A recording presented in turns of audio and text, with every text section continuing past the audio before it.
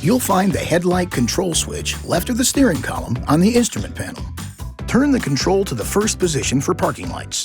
Turn to the second position for headlights. You can also turn the control to the auto position. In this position, the headlights will turn on or off automatically based on the surrounding light levels. The dimmer control switch controls your instrument panel lights. With the parking lights or headlights on, or with the switch in the auto position, rotate the dimmer control for the interior lights to increase the brightness of the instrument panel lights. Rotate to the next position to brighten the odometer and radio controls when the parking lights or headlights are on.